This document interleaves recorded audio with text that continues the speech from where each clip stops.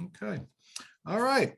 Good evening, everyone, and welcome. My name is Adam Carson. I am an associate planner with the Rockland County Planning Department. I'm also the executive director of the Rockland Municipal Planning Federation. Welcome to the final session of our spring certification series, the working group discussion for planning board members. Before we begin, I'd like to point out that my email address is on the screen now towards the bottom. If you are on a board outside of Rockland County and need a certificate of attendance, please email a request to me. That includes your name, municipality, and board. The Federation maintains attendance records that we share with towns and villages within Rockland County, so local board members do not need a certificate. Next, if you'd like to ask a question, please use the Q&A feature on your screen. We'll have some breaks throughout the session, at which time we'll answer questions, or our presenters will answer questions throughout the session. Please remember that your questions should be about general topics. Our presenters are likely not able to answer questions about a specific project or property. The certification program began in 1993 when the county and Rockland's towns and villages agreed to require their planning and zoning board members to take specific training sessions provided by the Federation. The intent was to ensure that they had a solid understanding of the authority with which they were entrusted and were knowledgeable about the principles and practices of land use regulation, zoning, and planning. This requirement predates and is in addition to the New York State mandate of 4 training hours per year. Board members in Rockland County are required to take 3 training sessions offered by the Federation to complete their certification. Sessions 1, 2, and session 3 for ZBA members were offered earlier this year, and session 2 will be offered again in the fall. Tonight's session, the working group discussion for planning board members, focuses on the specific duties of planning boards, such as site plan applications, special permits, subdivisions, comprehensive plans, SEQRA, and the advisory role they play for both the Zoning Board of Appeals and their municipal board. We are very fortunate to have 3 accomplished land use professionals to help us with all this tonight. Suzanne Barclay has been the executive director of the Cornell Cooperative Extension of Rockland County since 2017. She has worked for state, county, and local government and nonprofits on a variety of planning issues, including land use, environmental policy, economic development, and affordable housing. Her current interests include plastic pollution, deer management, and native plants. She was a member of the Orangetown Planning Board from 2000 to 2007 and is on the board of directors of the Rockland Municipal Planning Federation. She did her undergraduate work at Washington University, has a Master of City Planning from MIT, and a certificate in landscape design from the Conway School. James Creighton is a senior town planner in Clarkstown and is a member of the Rockland Riverfront Communities Council. Previously, he was an assistant planner for the city of Rensselaer. Jim has a bachelor's in English and urban planning and a master's degree, in regional planning, both from SUNY Albany. Jim was also a former member of the Valley Cottage and Nanuet volunteer fire departments. And lastly, Joe Simoes is the principal town planner for Clarkstown. He's been with the town for 19 years, and before that, he worked for the Rockland County Planning Department for 3 years. He chairs the Technical Advisory Committee and is the director of the Town Planning Department. He coordinated the development of the town's 2009 comprehensive plan, as well as its 2021 update. He is also on the board of directors for the Rockland Municipal Planning Federation, which awarded him the Distinguished Service Award in 2014. Please join me in welcoming our presenters, and thank you all very much for being here. And I will stop sharing my screen. I believe you could take it away now.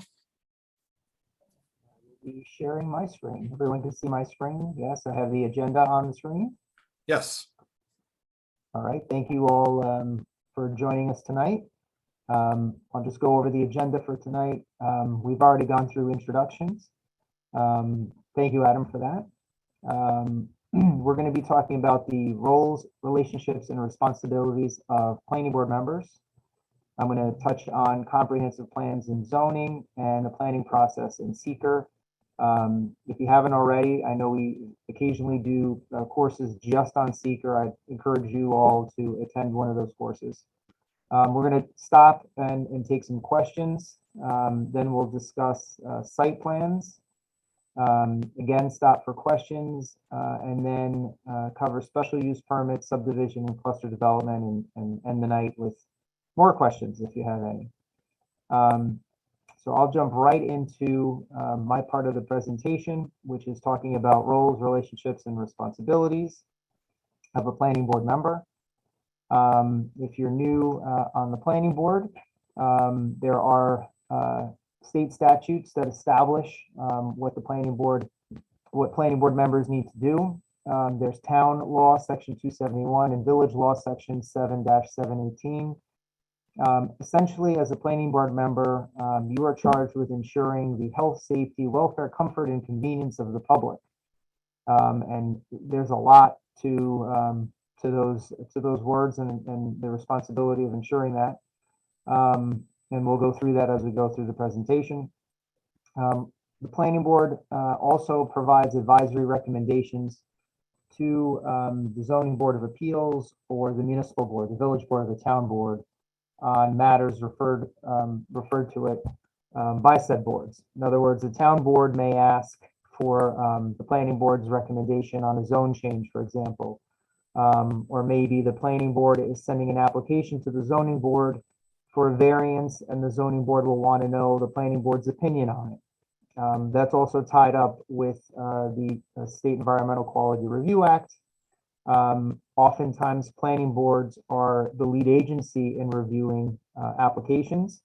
And so they'll be looking at environmental impacts, potential environmental impacts, and will let the other boards that are involved in the review process know their findings in that environmental review. And I'll go through that also in a brief while. Planning boards also propose and prepare comprehensive plans, typically. Sometimes municipalities create a special board for that, but oftentimes it's just the planning board. And you'll often review site plans, subdivisions, cluster subdivisions, and special use permits, which we'll cover tonight, in accordance with the State Environmental Quality Review Act. So I'm going to unpack each one of these responsibilities of the planning board as I go through tonight. Sorry, Joe, you're a little choppy. I don't know if there's anything you can do about it, but I'm not sure. I just want to maybe just lean into the mic a little. I'm not sure. That's what I'll do. I'll try to lean into the mic. Is it any better? Definitely louder. I mean, it's still a little choppy, but I think it's better. Okay. Thank you. So I'm going to discuss comprehensive plans and zoning first. First of all, comprehensive plan articulates a vision for the use of municipalities' land, setting goals and objectives for the immediate and long-range protection, enhancement, growth, and development of the municipality. So what does that mean? It's a plan, basically a vision of where you want to go into the future. It studies where you've been, where you are currently as a municipality, and your goals for, again, protection, enhancement, and growth of the community.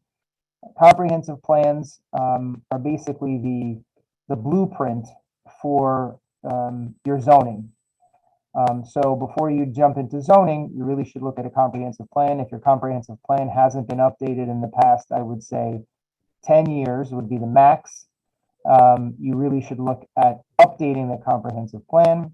That is the basis of your zoning. Any proposals to change zoning districts must conform with the comprehensive plan.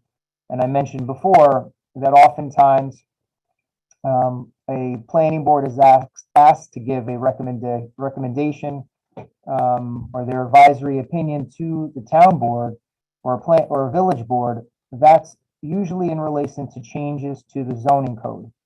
And what the town board is typically looking for, village board is looking for from the planning board, is whether the zone changes being proposed conform with the comprehensive plan. If they do not, then the town municipal board needs to look at their comprehensive plan and amend it, or possibly, or in all likelihood, deny whatever the zone change is. Don't actually do the zone change. if it is in contradiction to a comprehensive plan. So as I mentioned, the comprehensive plan is the basis of zoning, and you're going to be dealing with zoning quite a lot with every application that you receive. It not only specifies which land use is allowed and which is prohibited, but also how a particular piece of property can be developed.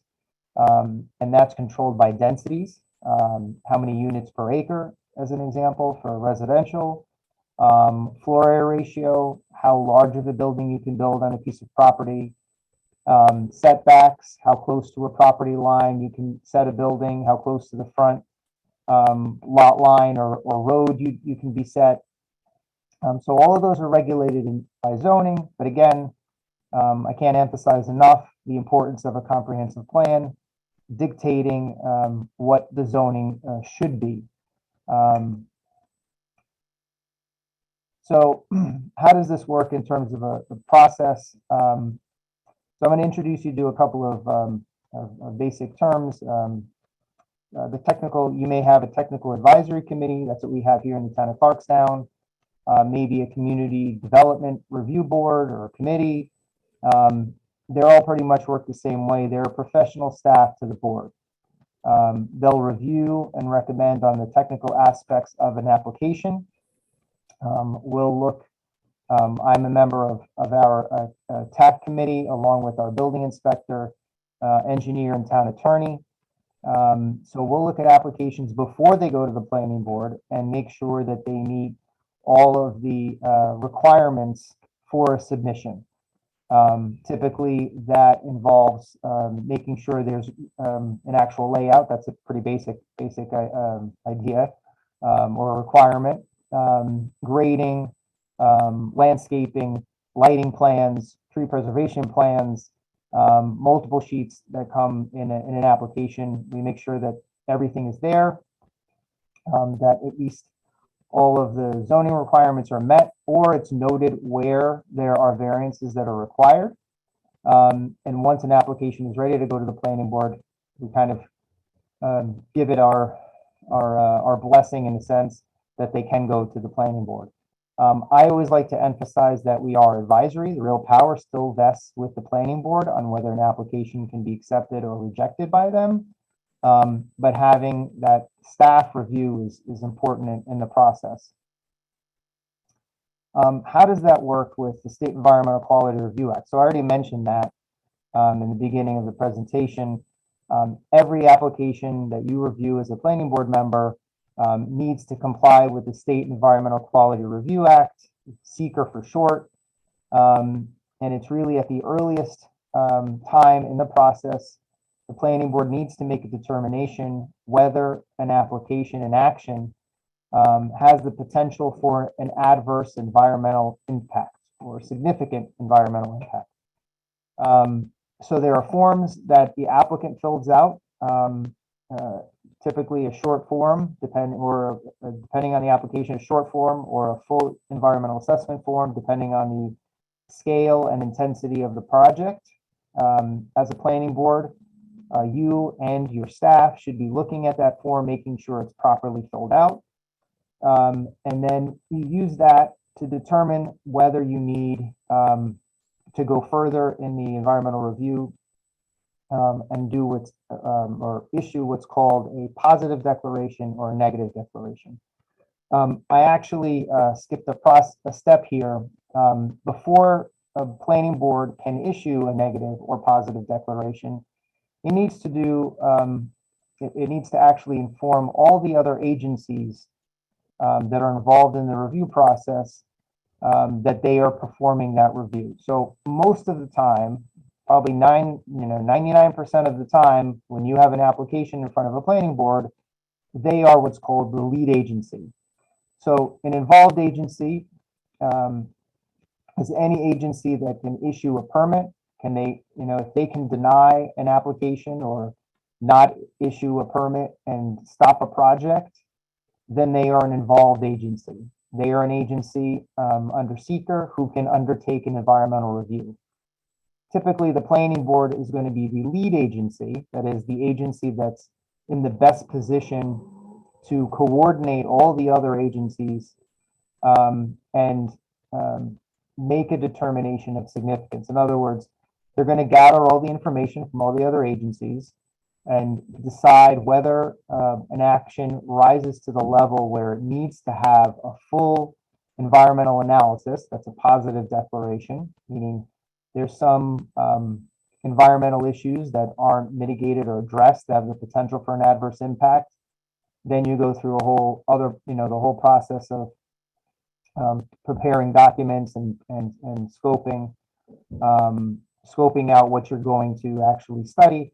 Or if there is not a, if the planning board feels there isn't a significant environmental impact, they declare what's called a negative. They do issue what's called a negative declaration. The review process is done. All the impacts that have been identified are either mitigated or small. End of the process. Positive declaration, you go through a whole other process of having an environmental impact statement prepared. A draft is prepared, the lead agency accepts it, or many times they reject it. And just because an applicant provides a planning board with a EIS doesn't mean they agree with it or that it's complete. So we can have several instances, several times where an applicant is providing us environmental impact statements and we we advise the planning board that it's not complete and they have to do it again. So that could take quite some time until planning board is comfortable with the document, that it really shows all of the impacts and all of the potential, the mitigation of those impacts. That draft EIS is then accepted for public review. There's a public comment period. There's hearings. Final EIS is then adopted. Final EIS typically is the draft EIS plus all of the comments made by the public and outside agencies, their questions answered in the document itself. So each agency makes findings. In the case of lead agency, they make their findings, whether they see any impact. If they see that there's an impact, still hasn't been addressed in environmental impact statement, they make that in their findings. It pretty much leads to their decision. If you, as a planning board, find that impacts are still not mitigated, that's telling you that an application needs to be denied. If you find that all the impacts, again, are small or can be mitigated, then you should move forward with the process, reviewing the actual application and making sure it complies with all of your regulations and for going to all the other boards that are necessary. So again, there are classes that we can spend 2 hours on the environmental quality review process. I kind of summed it up in just a few minutes. But again, if you have, there are classes that we often have to explain this further. So on the screen, you'll see our, how we've come up with our approval process. I mentioned we have our technical advisory committee. This is how we've kind of merged the planning process, which is dictated, and the approval process, which is dictated by state law, and the SEQRA process, which is also a state regulation, and kind of our own take on how to efficiently get an application through the process and still involve all the outside agencies and the public. So the first step that we take as a technical advisory committee is actually meeting with an applicant and reviewing their application materials and making sure that they are complete. When we feel that they're complete, we actually handle on behalf of the planning board a lead agency seeker distribution. We will send around the application materials to all the other agencies and say, we think the planning board should be handling the environmental review for this application.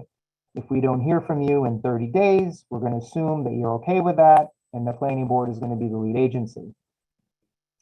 First meeting that we have is on seeker. So again, I want to emphasize, before any board can take an action, a seeker determination is necessary. So what that means is if the planning board is the lead agency, you can't have the zoning board take a decision, make a decision, or any other agency make a decision in your town or village before the planning board does that SEQRA determination. So again, I went through that whole process of what happens if you have a negative declaration or positive declaration. In either instance, you get, once you have a determination, and you're done with the process, you come back to the planning board and if you have variances, you may have a referral to the zoning board of appeals. Maybe your municipality has certain special permits that can only be granted by the town board or the village board. So those have to be, applications have to be referred to those other agencies. And then they make their decisions, sending the application back to the planning board. Again, this is how the planning board in Clarkstown handles this. You might have a slightly different process in your municipality. But the way we work it is the planning board will not make a decision on any application that needs a variance or needs a special permit by another board until that board actually makes their decision, in which case they'll continue the process in terms of review of a site plan or subdivision. We combine typically the public hearings on preliminary approval and the meeting on SEQRA in one night. Oftentimes, residents and citizens are not, don't really see the difference between reviewing the actual layout of an application versus the environmental issues. They're hard to tease out, so we have one meeting that handles both. We send all our applications that are within 500 feet of the county interest, and that also includes state roads and parks, to the county planning department for their review. They also have a 30-day period, just like the lead agency for SEQRA. And we refer to many other agencies, a lot of which are all their other county agencies. So the Department of Health, the Sewer District, the County Highway Department. And as I said, the planning board coordinates all of the input, all of the comments that we see from all of those agencies. How we kind of simplify the process in terms of preliminary approval is structuring our resolutions based on all of the input we get from those agencies. For the county planning department, their recommendations require a supermajority, that is a majority plus one of your board. If your board is 7 members, that equates to 5 members of the board to override any recommendation from the county. So it takes more than a simple majority, and you need to provide a reason for that override. Typically, the recommendations from the county planning department, we just incorporate them right into our resolution. Maybe there's some disagreement or on a particular point, and or clarification that we need to make, and there's a reason for an override. That all has to be put into a resolution and in minutes and given back to the county planning department, the reasoning for a particular override. We, instead of actually issuing formally a letter just talking about overrides, to make it easier, we send our minutes, all of our minutes, to the county planning department, and therefore they have a record of all of our decisions and the overrides, and it kind of completes their file, so that that they have a complete file on what happened with a particular application. We have a two-step process, preliminary and final, in Clarkstown, because we have another board involved in between, and that's our Architecture Historic Review Board. Maybe your board, is called something different, but essentially they'll be reviewing architecture, landscaping. In our case, they also review lighting. We like to have that board involved between preliminary and final, because they may have some changes or recommendations to a layout. Preliminary approval sets a layout of a subdivision, where you're putting the roads, the lot lines, and in site plan, the same, where you're putting the building, the parking.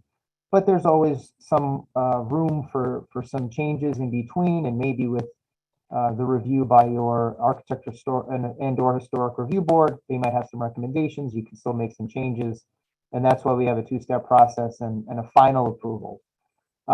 If changes are significant, in this two-step process, then applications need to be resent to the county planning department. If they're not, then you don't necessarily have to send them again or to other agencies.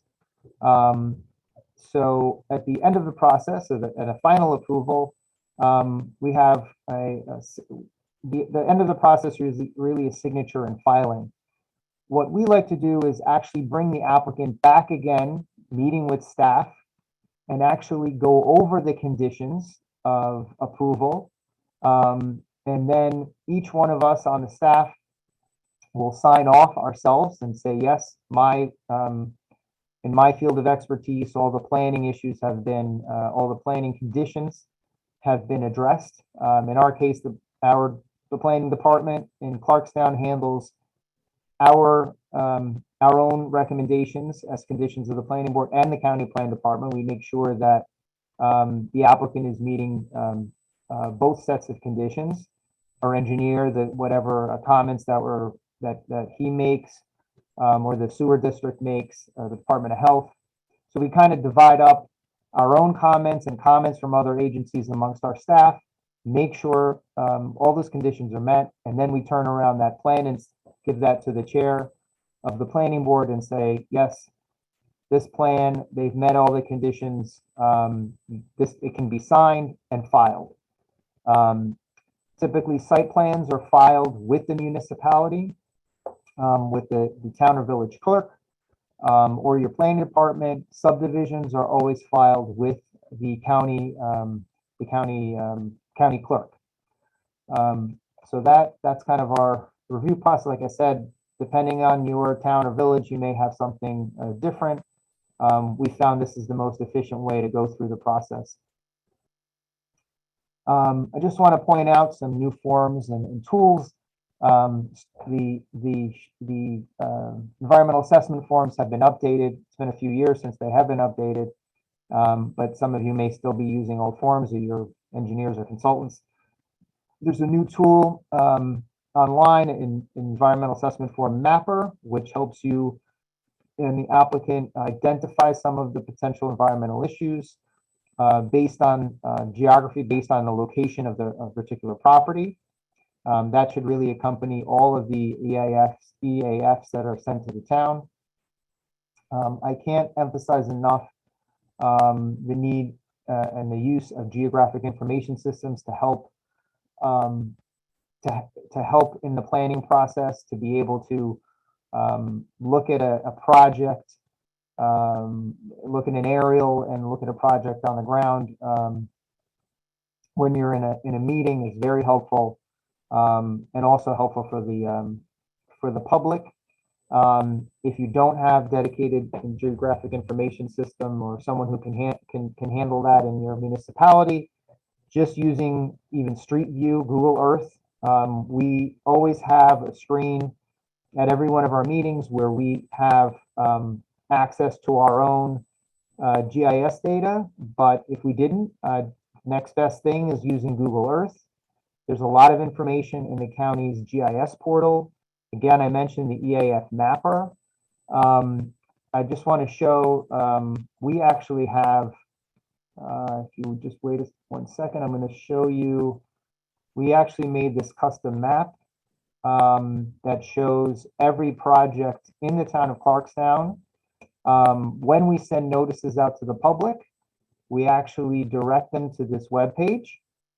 They're able to zoom in on whatever project is currently occurring. They got a notice and they say, all right, there's this project that's occurring on. Sorry, Joe, just want to let you know, you might have to change the screen share because we still have the, I still see the slides. Okay. Let's see, how do I do that? Hold on.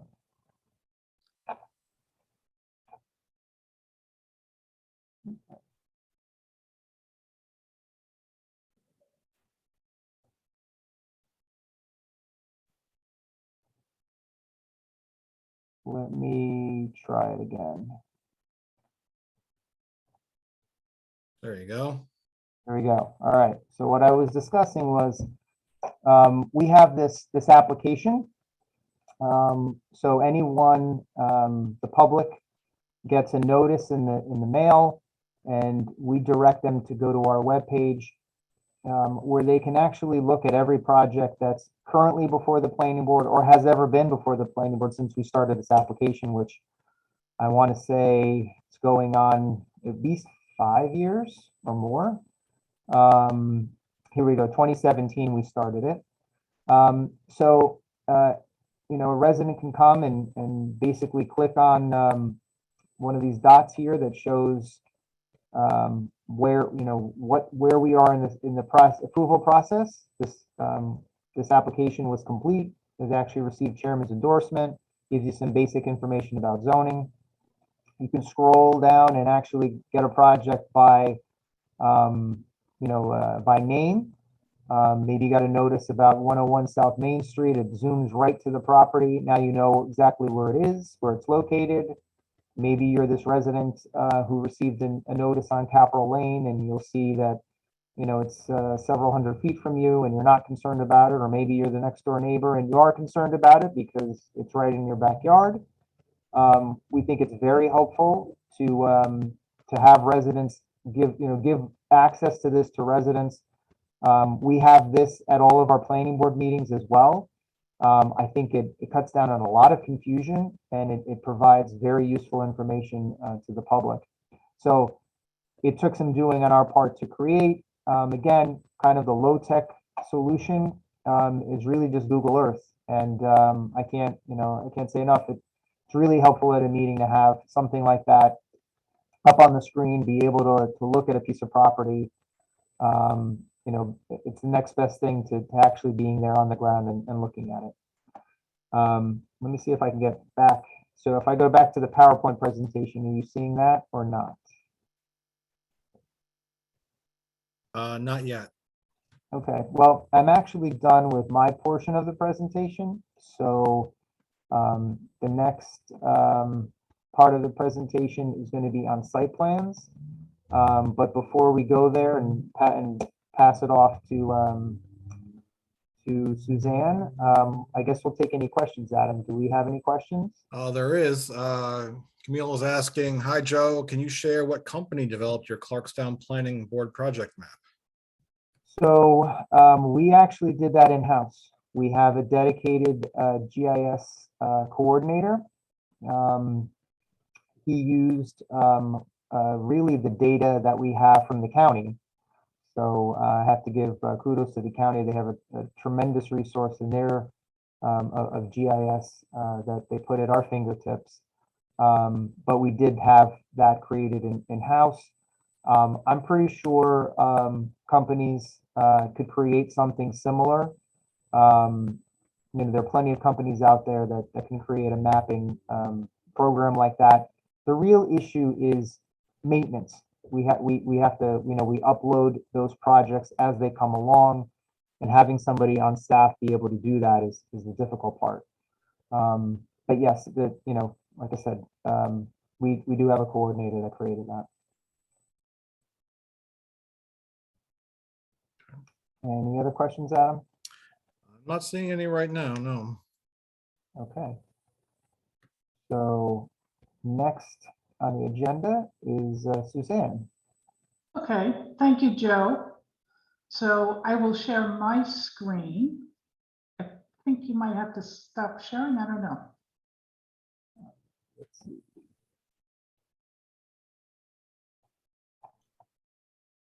Yeah. Okay. Yep. Okay. There you go.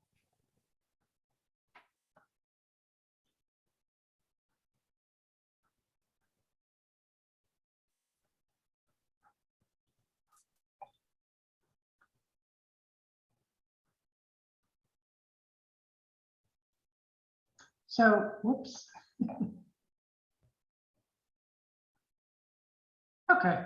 So first of all, thank you, Adam, for the introduction and for allowing me to present tonight. So I'm going to talk about a couple of topics. One, I'm going to talk briefly about site plans themselves and how they are organized. And then I'll talk about some site planning principles. So first of all, regarding site plans, I'm sure you all know that a site plan is simply a drawing, a rendering that is prepared in accordance with your municipality's regulations that shows a proposed layout and design of a building or development. And it includes roadways, circulation, parking, basically in a plan view. So you know that's what a site plan is, but it has to involve or include certain elements. So there's a number of elements that are required on site plans. They're all shown here in red. So what I'll simply do is go around in clockwise fashion and go through them quickly. So first in the right-hand corner is the vicinity map. It's usually in the right-hand corner. Sometimes it's in the left. Then you have the title block. Next to that, the seal, very close, as well as a signature block for that design professional. Above, you see we have a scale that's critical, so you know exactly what dimensions are used in the site plan. Above that is the legend that shows all of the symbols for various elements in the site plan. The bulk table. Up above are map notes that other boards will include on a particular site plan. And then finally to the left is, of course, the site plan itself, the depiction of the proposed development. So what I want to do is just go over these elements a little bit in further detail. So here is the title block, and it shows the name of the professional that prepared the drawing, the name of the project itself and its location, the name of the particular drawing, and a date. So if you'll notice here on the top, this is where the revisions are. And this is important just so to ensure that everybody around the table is looking at the same version of the plan. Then, as I mentioned, to the left of the title block, and the title block can be in the bottom right-hand corner, or it can extend along the right edge of the plan. So next to the title block is the signature of the registered architect, engineer, or surveyor who prepared the drawing, and a stamp. And then somewhere on the plan is a scale. Most site plans are based on an engineering scale. So those are 1 inch equals 30, maybe 1 inch equals 50, something like that. Architectural plans are usually 1 inch equals 8 feet, 1 inch equals 12, I think something like that. And then here's the legend that I mentioned. So the legend shows you the symbols that are used to denote various elements that are included in the site plan. So on this particular one, there's a symbol for proposed sanitary sewer manholes, for traffic signage, and for some built elements like a proposed air conditioning unit. So the next elements we're going to talk about are the bulk requirement table. So this is at the top left, which you can see, or I'm sorry, at the top of the page. And this is really a great little summary of I think, of the development, because what it does is it shows you various requirements in your zoning code. So along the top, it shows here minimum lot area, lot width, setbacks, maximum floor area ratio, maximum development coverage, and others for a particular zone. And it shows the actual requirement and then what is being proposed. So it's sort of a shorthand or summary of the development. So in this case, this is a proposal in an IR-35 zone where the minimum lot area is 35,000 square feet.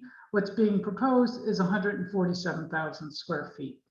You'll see right below there's a calculation to discount wetlands.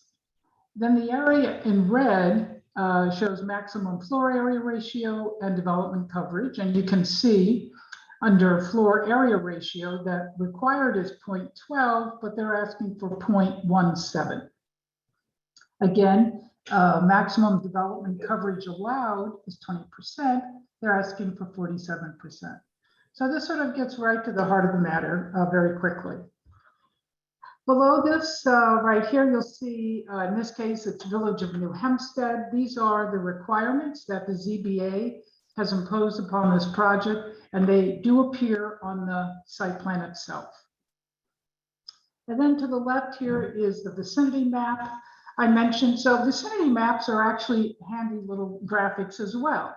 So first of all, with this arrow, it orients you immediately as to north, but it also gives you an idea of how this proposed site is situated among its neighbors. So, you know, by looking at this schematic, this map, you can see that this particular parcel is quite a bit larger than most of the parcels to the north, west, and south.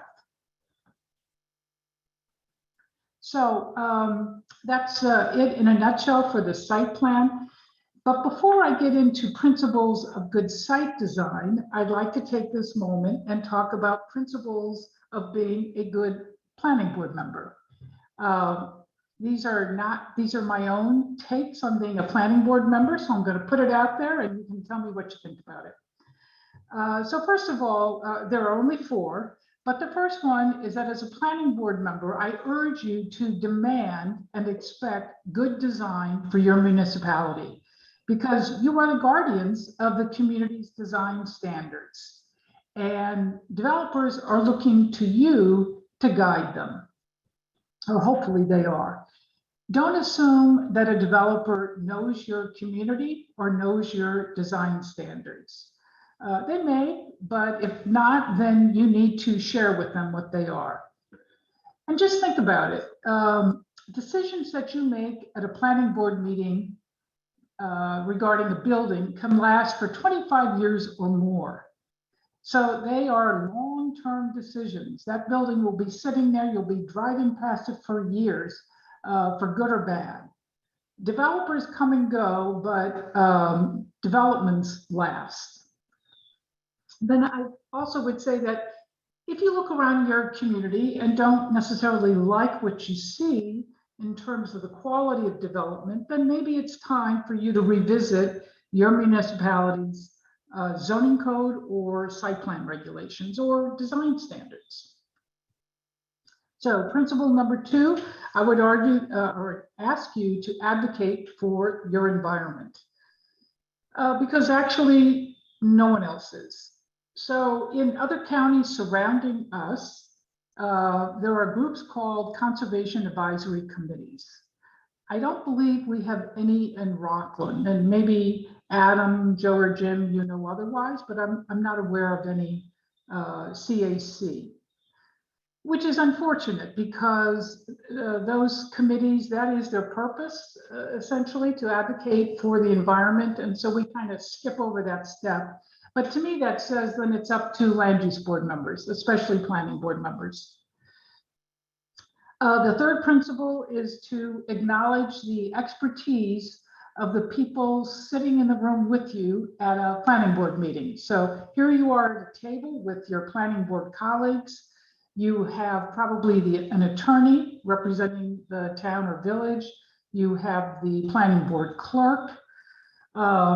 And each person has their own expertise. So your attorney obviously can interpret laws for you or explain regulations. Your planning board clerk will know the process and the timetable cold. You'll probably have the building inspector there whose job it is to interpret the zoning code. And you'll have other planning board members there. Oh, also maybe a town planner or village planner who can advise you. And then finally, you have your colleagues, other planning board members. And some of those will have been on the planning board forever, and they will know the history of your community. They'll know when the same developer, you know, came before the board 10 years ago and, you know, proposed something awful, but maybe this time it's better. You'll have that kind of history for you, but you may also have some new planning board members who bring a different perspective. Maybe they're new to the community, and so they look at things with fresh eyes, and that can be helpful as well. And then finally, I think the fourth principle of being a good land use board member is to ask questions. So developers are there to convince you that what they're proposing is great for your community. So if you don't understand what they're proposing, then please ask them, ask them to explain.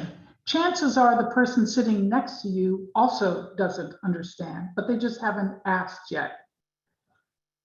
I think it's always a good idea to ask a developer or an applicant for a formal presentation at the start of the review. And if you have real professionals presenting to you, they are proud of their work. They want to present to you. They want to convince you that this is good for the town or village because they want you to approve it. And they also will want to explain to you what they're trying to achieve in their design. That said, if for whatever reason a project is just very complicated, maybe the topography is hard to understand, you can always ask for a model. And I know this isn't done very often, but a 3D model is extremely helpful in helping you understand a site. And these days with CAD, they are much cheaper to present or to build. So I wouldn't hesitate in asking for a model if you think that would really help the process. So those are my 4 principles. I'd like to hear what you think about them. But let me now go into principles of good site design. So chances are you've heard much of this before because you've attended other workshops or classes and you've heard bits and pieces. I just put this together sort of as a summary. So the first, and these principles include the context, the environment, streets, pedestrians, and parking, open space or natural areas, landscaping, stormwater management, lighting and signage, and finally, water conservation. So the first one is in reference to the context of the site. So without question, there is no substitute for visiting the site. Chances are you've driven by that vacant lot for the past 10 years. But even if you have, you've seen it 1,000 times. If you go to that site specifically with the intent to look at it and consider the proposed development, chances are you'll see something new. You will notice something different. You'll get a better sense of the traffic around the site. You might hear a noise level differently than you've heard it before. You might notice incompatible uses around it. But in any event, chances are you'll see something new about that site if you actually go see it. However, not everybody can go visit a site. It's just not always possible.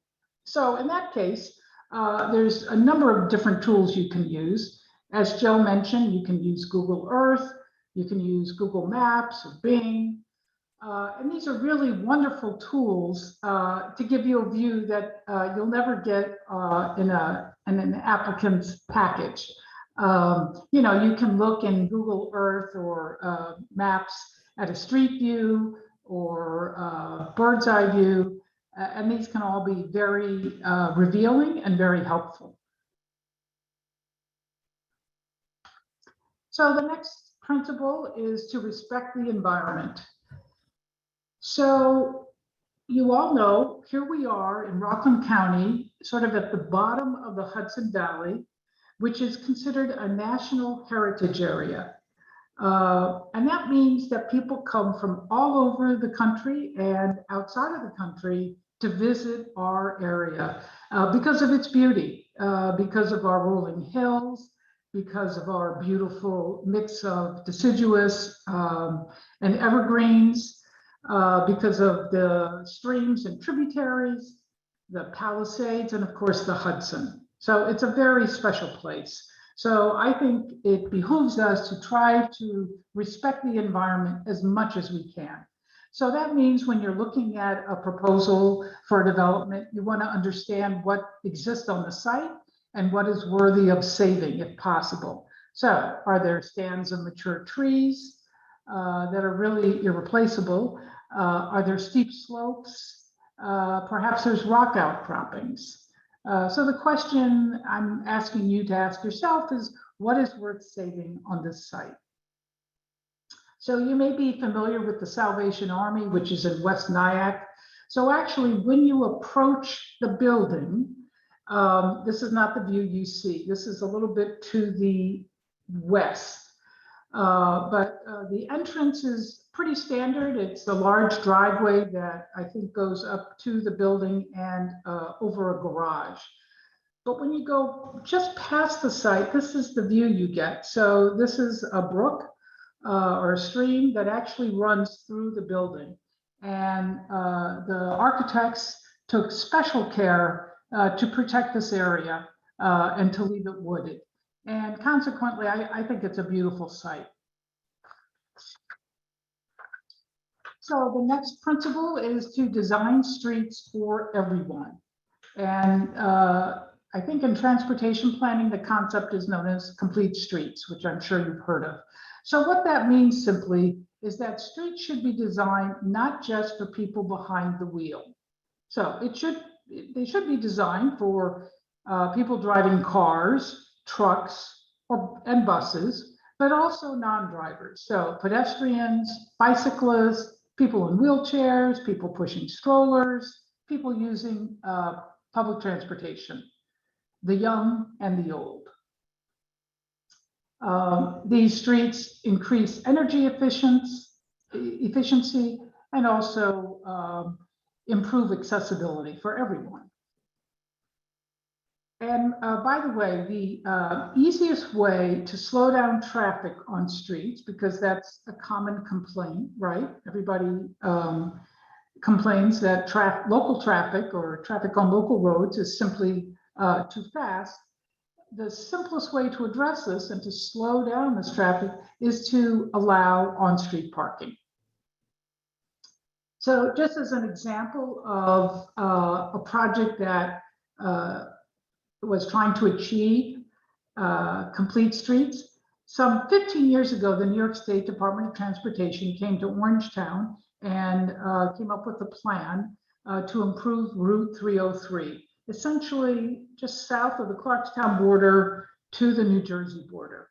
And basically what they did was they added street trees. They created a median for a certain area.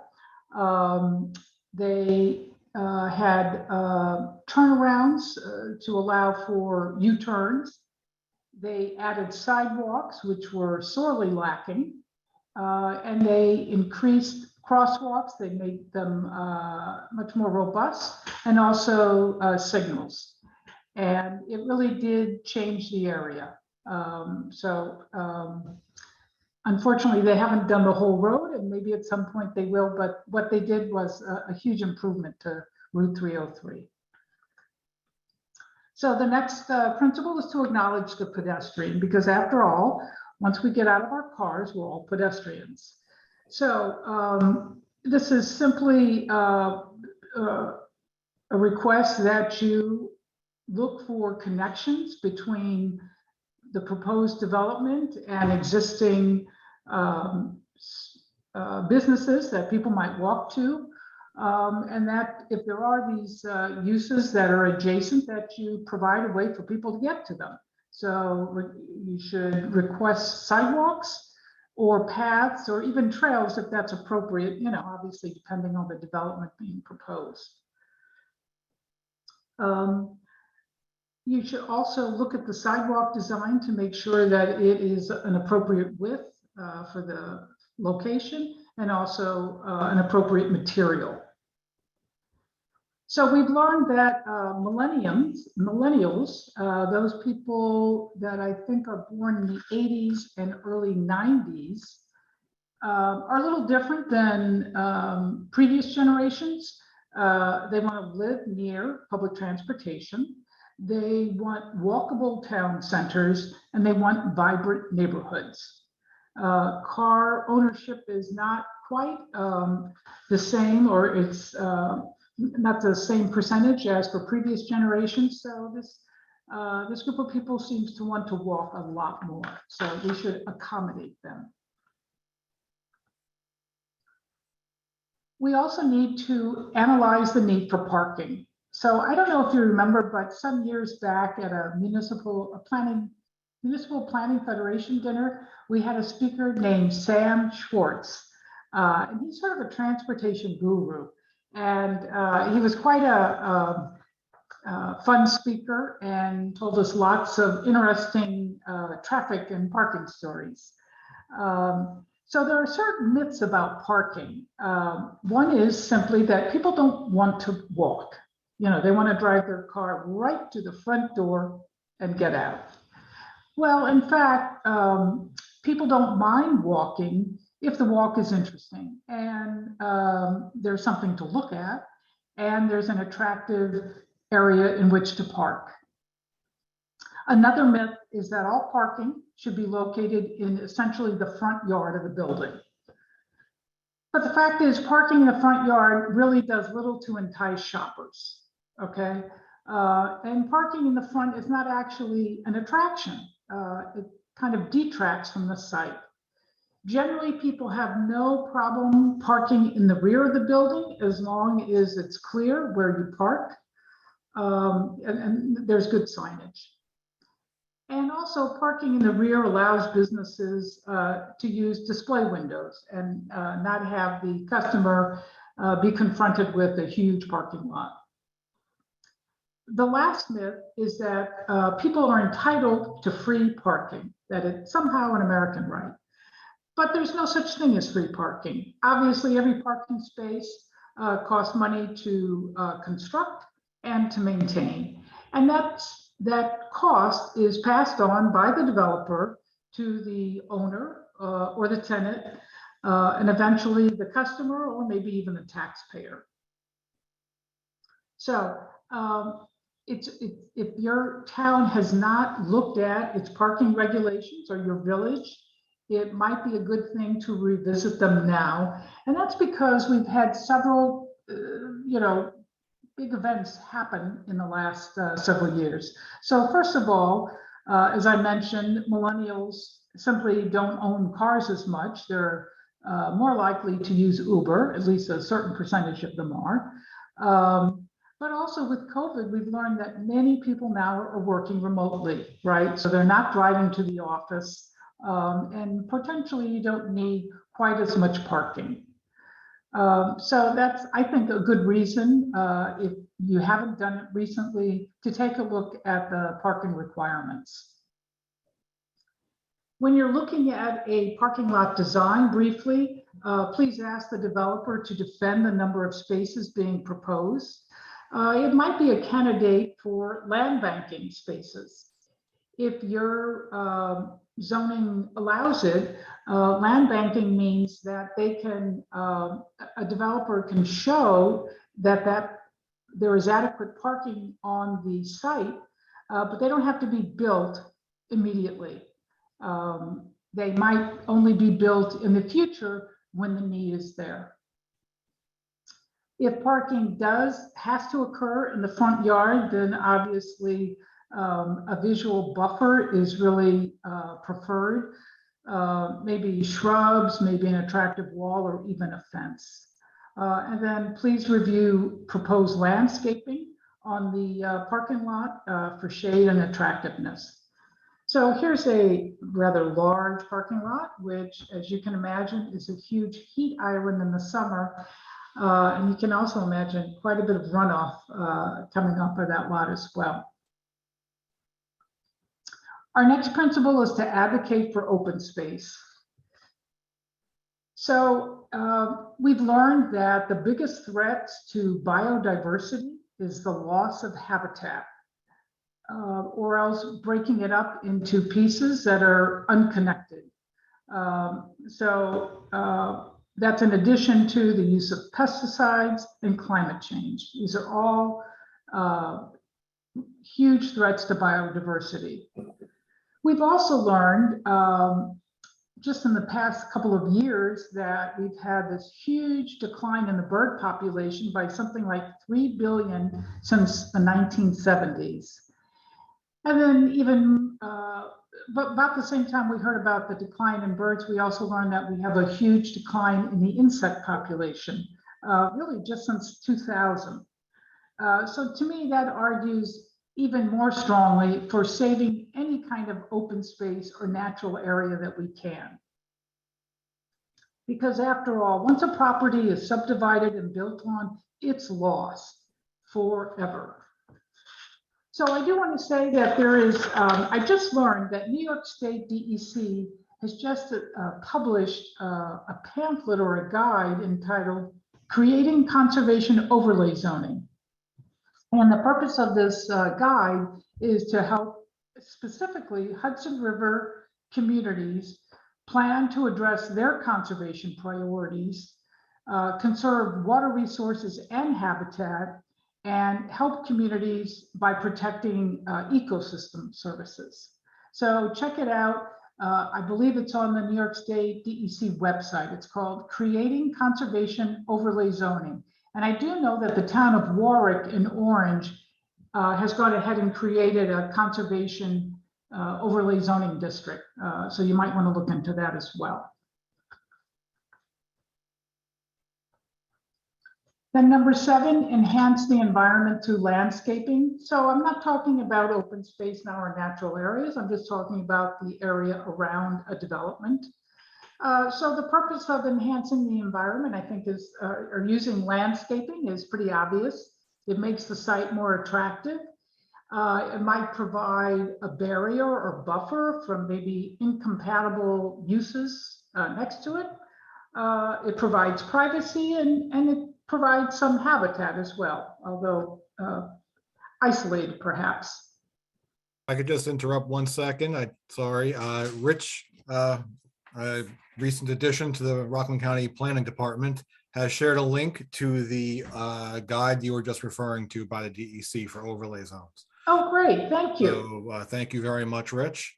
It's in the chat for anyone who wants to check it out. So,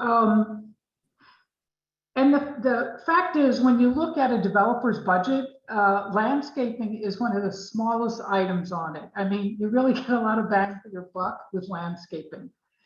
I would also urge you to request native plants.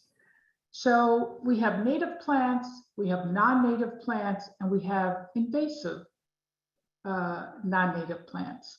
Native plants are superior to non-native simply because they're better suited to our climate and our soils. That means they'll likely grow more healthy and survive longer. Doesn't say anything about whether they're deer resistant, because very few things are these days. And I just want to say something very briefly about non-natives. Non-natives can be either invasive or non-invasive. But the real issue about non-native plants is that they have not evolved in our local environment. So that means they have not involved relationships with the native insects, birds, rodents, reptiles, other animals.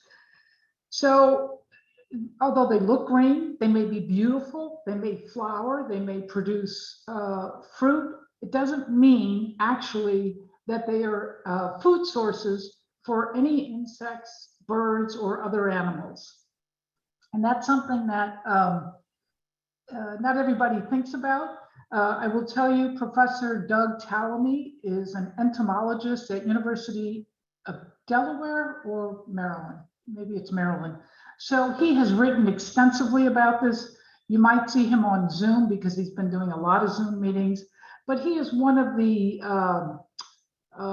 scientists who is promoting or trying to get the word out of the problem with non-native plants. You know, they look good, they can be beautiful, but they aren't necessarily supporting our local environment, and that's the problem. Just another word about plantings. So I would always ask you to preserve existing trees when you can. They're going to be likely much larger than any sapling that a developer produces or installs. And then avoid, to the extent possible, approving single species rows. So it seems like for a while, I used to see a developer proposing a row of white pines, you know, along a property line because they grow very quickly. They're relatively inexpensive. They are native, I will say that. But the problem with any kind of single species planting is if there's a disease, if there's some kind of infestation, then you've wiped out the entire landscape. And I'm sure you've heard of emerald ash borer, which is essentially killing all of our native ashes. We've also seen that with our hemlocks and the woolly adelgid, and actually we have a new tree disease called beech leaf cut, or cut leaf disease. So it's, I think, always better for the landscape if you can request a variety of species in a planting. And these are just some natives. You know, our natives are every bit as beautiful as non-natives. In the past, they were a little bit harder to get. Literally, growers were not always stocking them, but they're becoming much more popular and much easier to get. The eighth principle is to address stormwater. So, of course, you know that stormwater is simply any precipitation that makes its way down to the ground, but isn't absorbed into the ground. So instead of soaking in, it just sheets across the landscape, whether that's a grassy area or a parking lot, and makes its way to the nearest body of water. So what's so bad about that? Well, there's a few things. When it's flowing to the nearest stream, it's carrying with it all sorts of pollutants. So animal waste, oil from cars, all kinds of litter, all gets picked up, swept away, and deposited into the closest body of water. And where does that go? Well, chances are it goes into the Hudson and then eventually the ocean. So that means that water is lost to our county and to our aquifers. And I'll address that later. Stormwater also leads to flooding, or it can, erosion of stream banks, and siltation. So it can pick up a lot of soil along the way and deposit it in streams or rivers. And as I said, all of this water ends up eventually in the ocean, and so it's lost to us as potential drinking water. Our aquifers are not recharged. So you know that for most developments, you have to have a stormwater plan that's prepared by a professional. And there are different ways to address keeping stormwater on a site. There's underground storage, which is perhaps one of the more expensive ways. And then there's above ground through detention or retention, the use of rain gardens or swales. So I do just want to say that detention basins do not have to be ugly. And if anybody tells you this, they're lying. They can be a beautiful element in the landscape if they're done well, if they're actually designed. So here's an example at Hickory Hill 2. This is a condominium development that was built, I don't know, in the 70s in Tappan. And so it's a set of condominium buildings built in a circle around this detention basin. That's all this is. It's, if you didn't know it was a detention basin, you would think it's just a very large garden, but it's beautiful. There's another sort of popular one at Frayling Housing Arboretum, which is in New Jersey. They built a large detention basin there and planted it beautifully. So there are examples, they exist, but some care has to be taken in the design of them, in the specification of the plants, and then in the maintenance. Quickly, I'm going to go over signage and lighting. So lighting should be appropriately scaled for whether it's residential or some other purpose like commercial or industrial. To the extent you can get attractive signage, I think it speaks volumes about the community, just as a plastic sign lit from behind, to me, indicates that nobody cares a whole lot about design in that community. So I love this example in New City. They have this, somebody took some care to design their commuter parking lot signs. So once you see it, it's very easily recognized. They're all over the town, and you immediately know, there's a commuter lot. Then finally, the last principle, perhaps unique really to Rockland, is to advocate for water conservation. So hopefully you know that in Rockland, unlike some other counties, all of our drinking water comes from the water that falls within our borders and makes its way either into our surface reservoirs like Lake DeForest or Lake Tapan, or makes it into our two aquifers.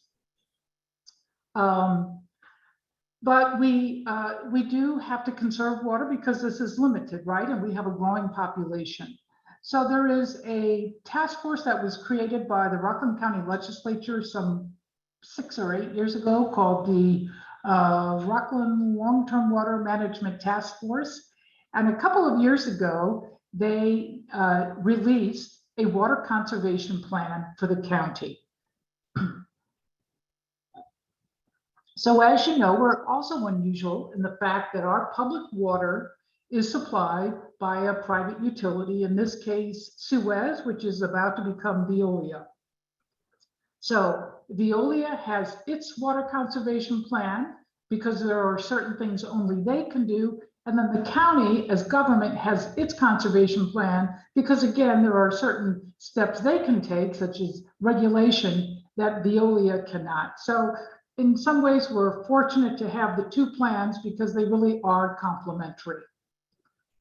So one of the things we've learned through this conservation planning process, and actually earlier before, is that our biggest issue in Rockland is outdoor water use during the summer. So that's what this plan calls for. It has a number of steps that we can take to address outdoor water use. It also talks about stormwater management and watershed protection. And in fact, the task force has a grant to prepare a watershed protection plan for the Ramapo and Mawa.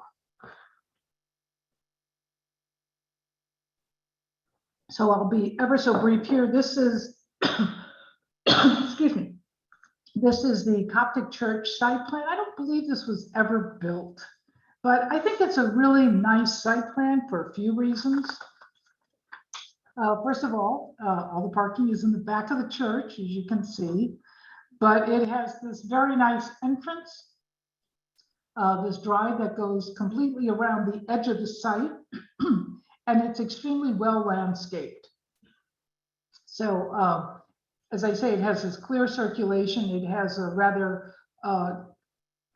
complex planting plan. So it has a number of what appears to be deciduous and evergreen trees and shrubs.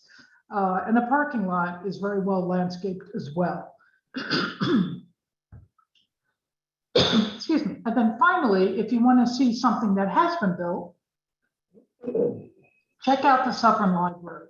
So now I apologize for this photo. This doesn't exactly show the site, but so this is the library that is on Route 59. I think it's called Lafayette Street at that point. And so in front, along the street is the same stone wall. And that is a wall that has been extended from the Tagaste Monastery. So I think it's just a really nice design element that they borrowed from the monastery and continued in front of the library. So when you pull into this library, to the right is the main parking lot. It is beautifully landscaped. And in fact, there's a really nice wall that is planted that marks the border between the library and the monastery. So it's, and to the left then is I think a turnaround and a smaller amount of parking. So in general, I think they did a very nice job with the site plan. I wish they would have pulled the library a little bit far, closer to the street, but for whatever reason, they chose to keep it towards the middle of the site.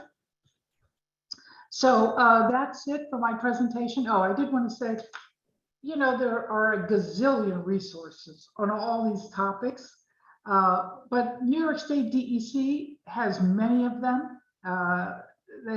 They address many of these topics and have multiple resources on their websites. If you want to learn more about invasive plants, which is really a different topic, you can go to Lower Hudson PRISM. So that's a program that's done by the New York, New Jersey Trail Conference. And you can learn a lot at that website, or you can go to our website and poke around. You can learn about stormwater management, also native plants. And then finally, if you go to the county's website in their planning department, you can download a copy of the Rockland Water Conservation Plan. So that's my presentation. I guess in short, I think planning boards actually have a lot of power in deciding how your community looks. And I urge you to exercise your authority. So thank you. And now I will stop sharing and let Jim take over. Oh, I should ask if there are any questions? Don't see any questions right now. Okay. I will point out that Rich also shared a link to the DEC guide to native plant species that you referred to. So that's in the chat as well. If anyone wants to check that out. Thank you again, Rich. Great. Okay. Everyone hear me okay? You're a little quiet, a little All right, I'll muffled. try to speak into the mic the best I can here. Okay. All right, so good evening. I'm Jim Creighton. I'm a planner with the town of Clarkstown, and I'm going to go over special use permits, subdivisions, and cluster subdivisions. So to start, special uses. Special use permits and special uses are uses that carry the potential for significant adverse impacts. They require additional review and often have additional regulations placed upon them. Special use permits may be granted by any land use board, the town board included, the zoning board, the planning board. In Clarkstown, over the past 10 years or so, we've been trying to consolidate the permits and make them the purview of the planning board. The planning board is the primary land use board in town. Most of these projects would be receiving site plan approval, and the planning board would be lead agency for the SEQRA review of these projects. So it just makes sense that the planning board is the one issuing the permit, and that the applicants are being bounced around to various boards. Examples of uses often requiring special use permits, and I'll give you a couple of the regulations for each of these. These are unique to Clarkstown, but they're common across these uses all over the place. Gas stations. Impacts would include safety and traffic concerns. Safety, the regulations involving safety would include a 300-foot required buffer from schools and places of assembly. Obviously, gas stations have their safety concerns, explosive gasoline. Traffic, which requires a 1,000-foot separation of gas stations from one another. And most gas station projects would also require a traffic study to examine impacts of the project upon the area, and it might require mitigation traffic improvements in the area if there was a problem found. Daycare centers, obviously there's safety concerns with children involved. Regulations placed on daycare centers include designated drop-off areas for children that are well labeled, playgrounds that don't require the crossing of parking lots or parking lot drive aisles. Our senior housing and residential areas, obviously there's concerns over traffic and neighborhood character. Thus, we require these uses to be placed on state or county roads with a minimum of 200 feet of frontage. Also for senior housing uses, something that you might not think about, but given the residents who are there, they're more apt to have medical concerns. Elevators are required to be able to handle a stretcher or gurney. The canopies, the main canopies in front of the buildings are required to be tall enough to accommodate an ambulance. These are things that could be easily overlooked. And so one specific type of special use that comes up a lot and is often pretty controversial are cell towers. Cell towers, primarily, people are concerned with visual impacts. In Clarkstown, we have an antenna advisory review board. This is similar to our technical advisory committee, but it's just for cell towers. We have this similar consultants, our building inspector, engineer, our planner. We also have a telecommunication tower specialist. His fees are paid by fees placed in escrow by the applicant. He's really an invaluable resource because a lot of the items we're reviewing are pretty dense, and you really need to know what you're doing with telecommunications and that type of thing to be able to review it. Another concern with cell towers that comes up a lot is radiation, RF radiation. The federal government sets the threshold on how much radiation these facilities can emit. They have to be below it.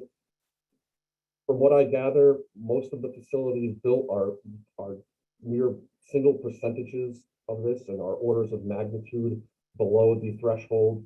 Cell towers cannot be denied based on emissions of this sort, as long as they fall below this threshold. Another thing to consider with cell towers is the actual need for the tower. Why does the telecommunication company need a tower in this location? Is there a gap in coverage? They're going to submit documentation. Your consultant or our consultant is going to review it. There's a bit of a debate over what type of coverage, just how much is needed. Obviously, a phone call and a streaming video require different levels of coverage. What's actually needed is a bit up for debate right now. Is the height necessary? Can it actually be a little shorter? Do they need it to be so tall? These are things that the consultant can help you walk through when they review the documentation provided by the applicant. Also, safety concerns, the fall zone for a tower. If it, God forbid, collapses, is it going to fall across a major road? Could it fall onto a building next door? Again, things to take into consideration when we're reviewing a use like this. So what you see right here is a plan for a tower built not many years ago, quite a few years ago, over a decade ago in Clarkstown. This is by the Palisades ramps on North Middle. I'm sorry, Jim. I don't know if you're sharing your screen. We might still have. It says I'm sharing. We're still on special use permit slide.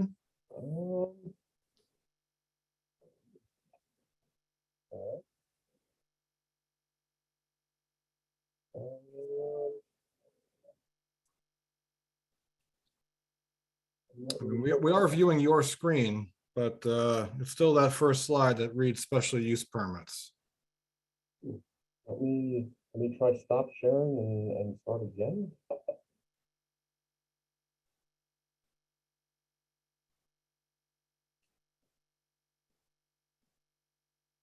Okay. How's that? Yep, now we see a site plan. Okay, so again, this is site plan, North Middletown Road. This is behind the dentist's office. You might be familiar with the site. The tower is an artificial tree. Sometimes they call them Franken trees. You can see the existing dentist office here in white, and the cell tower and the associated equipment around it shaded.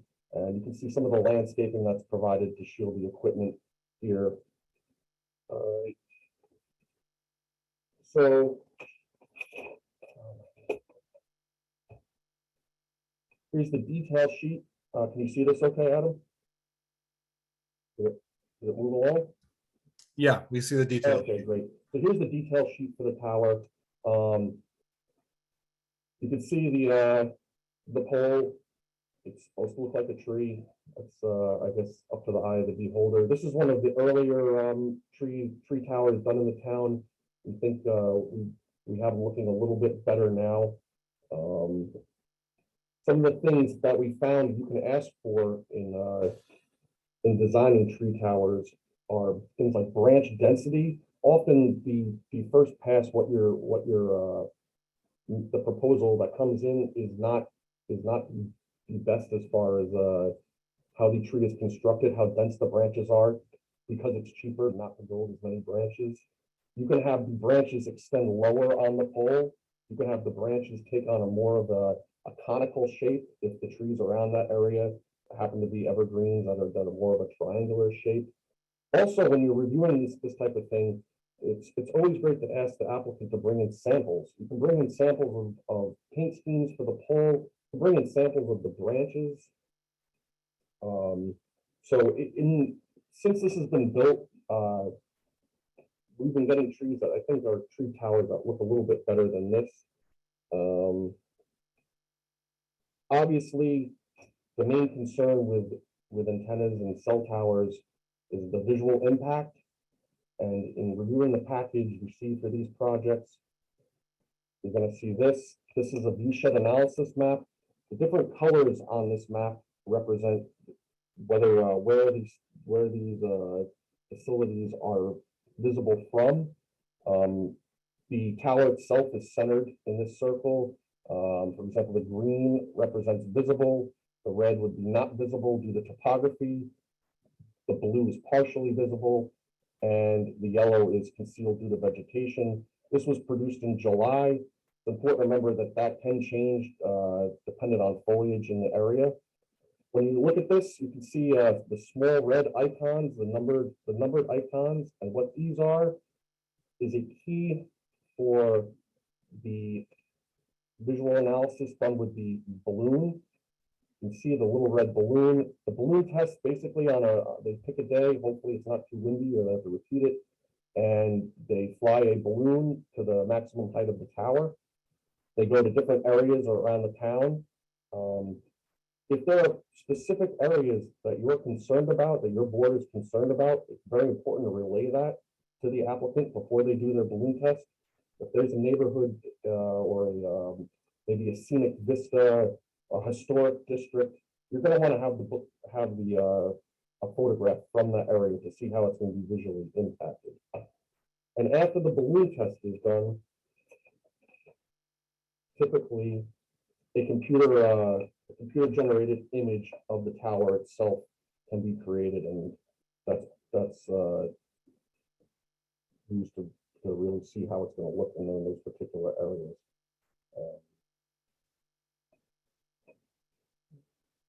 Moving on, subdivisions and cluster development. So subdivision is simply the division of any parcel of land into a number of lots, blocks, or sites. The term subdivision may include any alteration of lot lines or dimensions of any lots or sites shown on a plat. So in some areas, subdivisions are classified as major and minor. I used to work in a town where 2-lot and 3-lot subdivisions were classified as minor. They received a more expedited approval process. In some areas, the building inspector can actually approve minor subdivisions. In Clarkstown, all subdivisions, even lot line adjustments, are handled by the planning board. We don't differentiate between major and minor. The exception would be a lot merger, where a lot line is dissolved to merge 2 parcels. That's handled by the assessor's office and does not require a trip before the board. So taking a look at a typical subdivision, an aerial image, this is Camelot in New City. You can see subdivision connected with the main road to the east, cul-de-sac up in the corner. The main sheet of a subdivision is the subdivision plat. This is filed with the county. This is the most important sheet of the plan. This is a 6-lot subdivision in Congers. I like this one. I think the plat is laid out really well, but there's a lot of information on there. Couple things to point out on here. You can obviously see the 6 lots.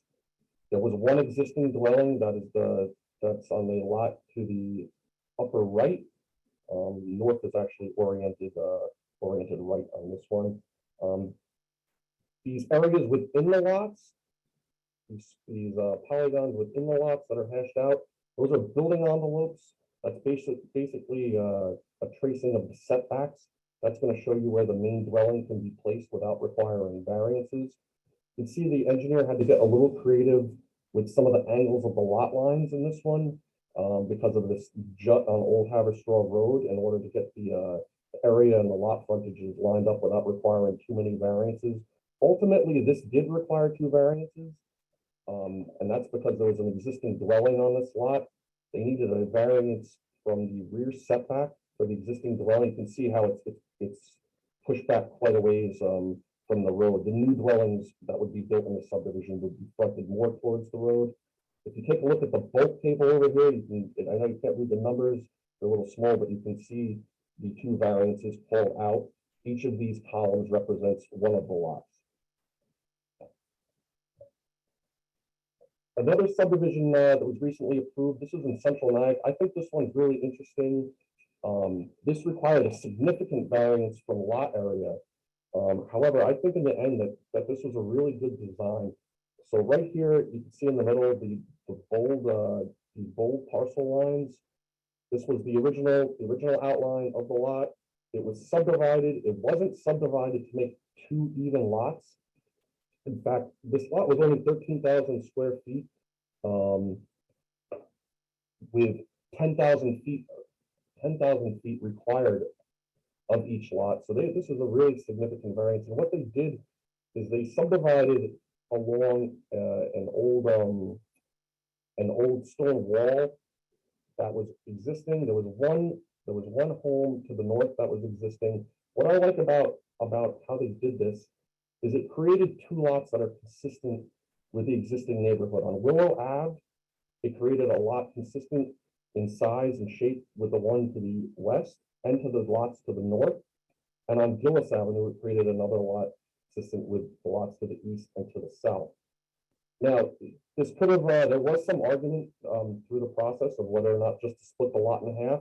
I feel the right decision was made to put it along this natural stone wall and keep these neighborhoods with the lots consistent in size. Also, where this variance not granted, this property owner could have torn down the 2-story frame dwelling that was in existence and built a really out of scale structure here. So sometimes variances, even rather significant ones on paper, result in good planning and good design. Moving on. Also, multifamily developments such as condos are often subdivisions themselves. You can see here, this is a Wolf Landing in West Nyack. This is a senior development. Like many condominium developments, the homeowner owns the lot below his building, and the rest of the area is owned by the homeowners association. So as the site plan approval process goes along for this, a subdivision is also involved in this process. One of the sheets you see in a subdivision would be the grading sheet. This is actually a cluster subdivision that we're going to talk about next. This is the Greeny subdivision in West Nyack.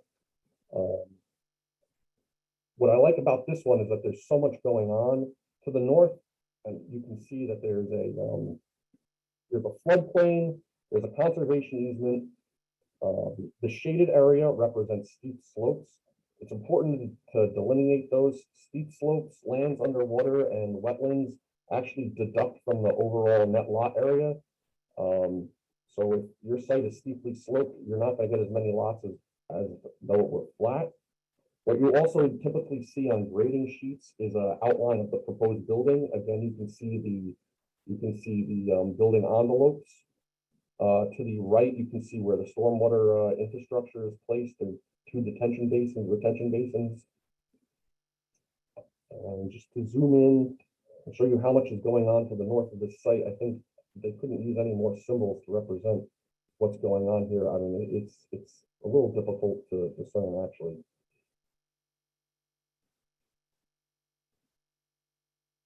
Next, in Clarkstown, we require a minimum tree density of 17 trees per acre. Anytime a tree of 8-inch caliper or greater is removed, be it 1 or 100 or 1,000, it's going to require a tree preservation plan. This is the tree preservation plan for the project we just looked at. And basically what you're seeing here, the X's are going to represent trees being removed. The dots are trees that are going to remain in existence, and the dots with circles around them are trees that are going to remain and are going to require some type of tree protection during the grading process. And we have specific regulations on how those need to be protected. I believe these large circles, these two circles in the middle, were sample areas to try to get an idea of what the existing tree density was prior to construction, but I'm not entirely positive on that. We also require when trees are removed, that trees be replaced according to the sizes removed. We have 3 categories. We break sizes down between 8 to 16 inches in caliper, 16 to 27 inches in caliper, and 28 and above, and they all require a different size tree or evergreen equivalent. With the tree preservation plan is the tree list. To the left, you see the list of all the trees on site. They're numbered. The number is keyed back to the plan. You see their size and caliper, their type, and their condition. And to the right, we require the 17 trees per acre carry over to each individual lot of the subdivision. So you see the calculations provided for every lot. Okay. Cluster subdivisions. Cluster subdivisions are approved by the town board. They set aside land for open natural space. The open area is dedicated to a fitting agency like the town or county. It can be dedicated to them. The land can actually be conveyed to the town or the county, or a conservation easement to the town or county can be placed over them. And what this does is allow for a developer to get the same amount of lots that he would be able to get on a standard subdivision, but puts that sensitive area in a protected designation. The first part about the first thing required of any cluster subdivision is the preparation of the standard subdivision plat. The standard plat is not an afterthought when creating a cluster subdivision for 2 reasons. First, the standard plat determines the maximum number of lots the cluster subdivision can have, and were the town board to for some reason deny the cluster, the approval would default to the standard plat. So it's important when reviewing cluster subdivisions to make sure the standard plat is something that you would like to see in your town and is acceptable were something to happen in the cluster subdivision not to work out. Go through a case study of a cluster subdivision. This is the Pelham West subdivision in Nanuet. This is off Pascack Road. This is a 61 lot cluster subdivision. This is the end result just shown on a GIS map. You can see on the left side the preserved area, and then you can see the 61 lots to the right. Again, with an aerial image.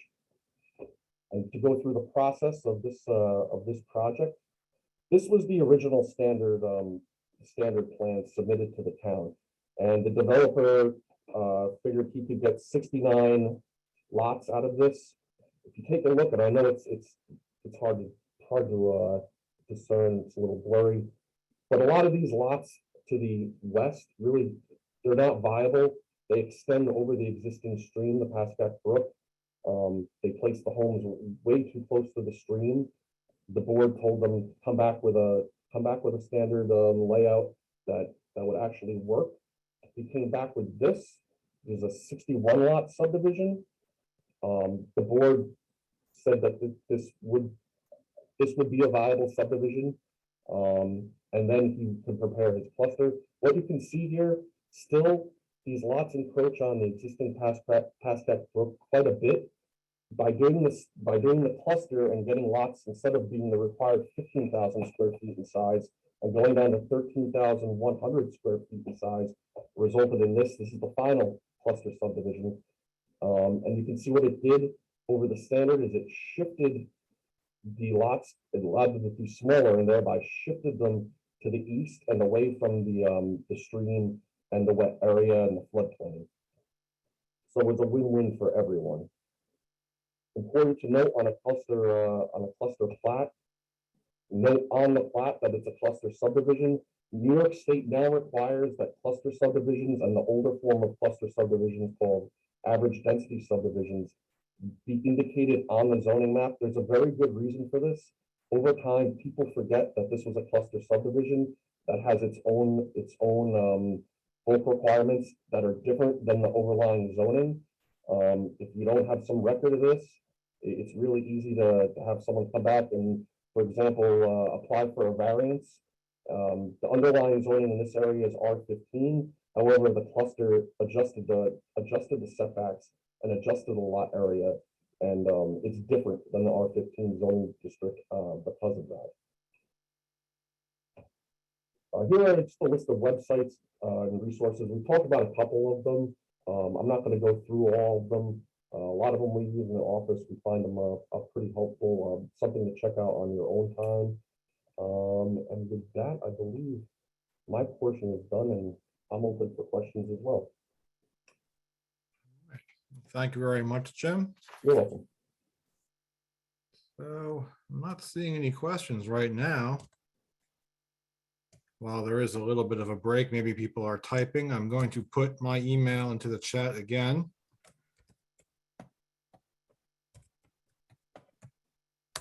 That is my email. So anyone who needs a certificate or just has general questions or would like to get a copy of something, that's how you can reach me. Well, we're at 8:47. We're not quite 2 hours, but we're pretty close. I'll give people a chance to type a question for another minute or two. But in the meantime, I'll just say thank you all very much for coming. Thank you all very much for the time that you donate and volunteer for your communities. I especially want to thank our presenters tonight, Suzanne, Jim, and Joe. You being willing to share your time. And I can say this about all the presenters that have been with the Federation. It makes my job very easy. I just have to come up with a little bit of an introduction and I can turn things over to you guys. And I think everyone in Rockland is very lucky to be able to partake of your experience and wisdom. It's an enormous benefit to our attendees, in my opinion. So again, if you have any questions, we could try to answer them, but I'm not seeing anybody. I'm seeing people in the chat. It looks like it mostly thank yous. You're very welcome. Well, if there's no questions, I think we could perhaps, knock off a little early if you guys are okay with that. All right, I'm seeing nodding heads. That's great. Thank you very much. Thank you, Michael, for silently watching, being my backup just in case. And that's, I guess, about it. Thank you very much, everyone. Thank you, Jim, Joe, Suzanne. Appreciate it. And enjoy the long weekend for people who have a long weekend. Thank you, Adam. Take Thank care. you all. Thank you. Have a good night, everyone.